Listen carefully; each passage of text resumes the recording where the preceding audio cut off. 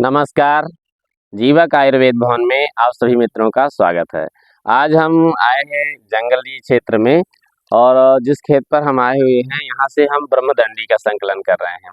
तो इसके ठीक बाद यहाँ जंगल लगा हुआ है।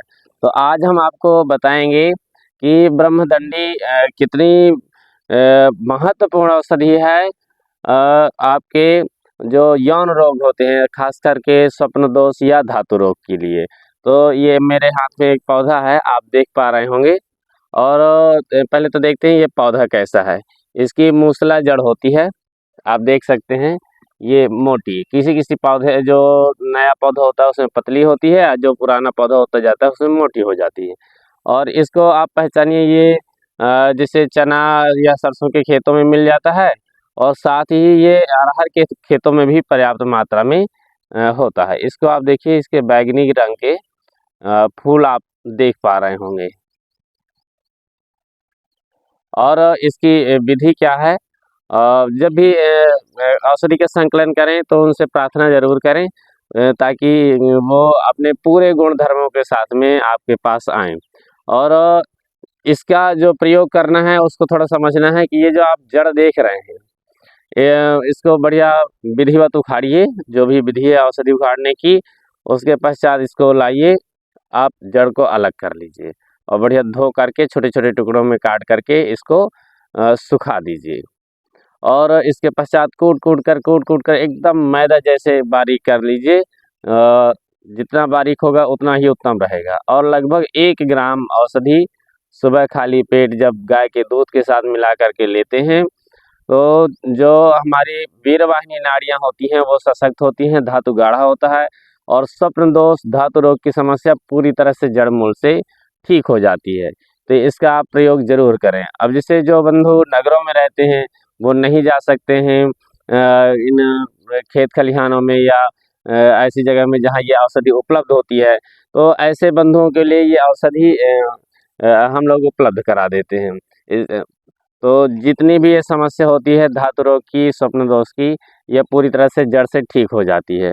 और इस समस्या से जो लोग पीड़ित हैं वो समझ रहे होंगे कि कितनी समस्या होती है कि धीरे धीरे हमारी स्मरण शक्ति कमज़ोर होने लगती है, पाचन तंत्र कमज़ोर हो जाता है और रखी हुई चीज़ें तुरंत हम भूल जाते हैं, छोटी छोटी बातों पर गुस्सा आता है और मन जो होता है हीन भावना से ग्रसित हो जाता है।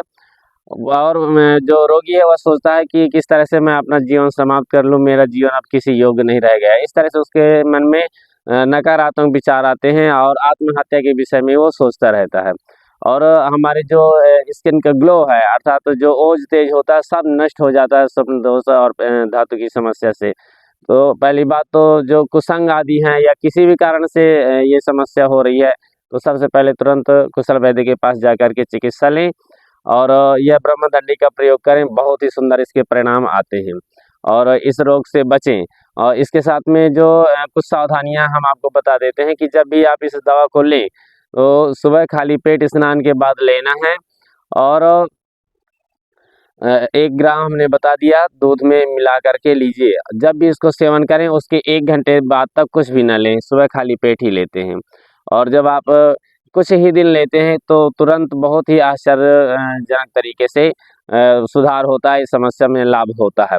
बहुत अधिक लंबे समय तक इसको नहीं लेना है। तो जब भी लें आप वैद्य के देखरेख में ही लें। तो अभी जो हम सावधानियां बता रहे थे कि जैसे यह समस्या हो गई है तो कैसे बचें, खान-पान क्या इसके साथ में हम लोग अपना अपनाएं कि एक तो जो शुद्ध सात्विक भोजन है उसका प्रयोग करें और साथ ही जो तेल मसालेदार भोजन है, बासी भोजन है, फास्ट फूड है, बहुत उष्ण प्रकृति के या गरम-गरम चीज़ें हैं उनको खाना बंद कर दें, अचार बंद कर दें और रात्रि जागरण बिल्कुल बंद कर दें। एक निश्चित समय तक सो जाएँ, अर्थात 10 के बाद हर हाल में आप सो जाएँ, बहुत देर तक न जागें और थोड़ा-सा योग प्राणायाम करें, आसन आदि करें। खान-पान में पौष्टिक, हल्का सुपाच्य हो और पौष्टिक भोजन हो, जठराग्नि का विशेष ख्याल रखें। जब हम इन सब बातों का ख्याल रखते हैं तो कितनी भी भयंकर प्रमेह की समस्या अर्थात धातु की समस्या हो या स्वप्न दोष की समस्या हो, पूरी तरह से ठीक हो जाती है।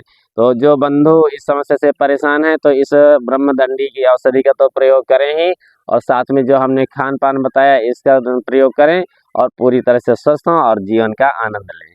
आप सबने बहुत समय दिया, और यह पोस्ट यदि आपको अच्छी लगी हो तो आप ज़रूर अन्य लोगों तक पहुँचाइए, ताकि जो पीड़ित हमारे बंधु हैं वो इस समस्या से मुक्ति पा सकें और अपना जीवन आनंद में बिता सकें। बहुत बहुत धन्यवाद। जय श्री राम।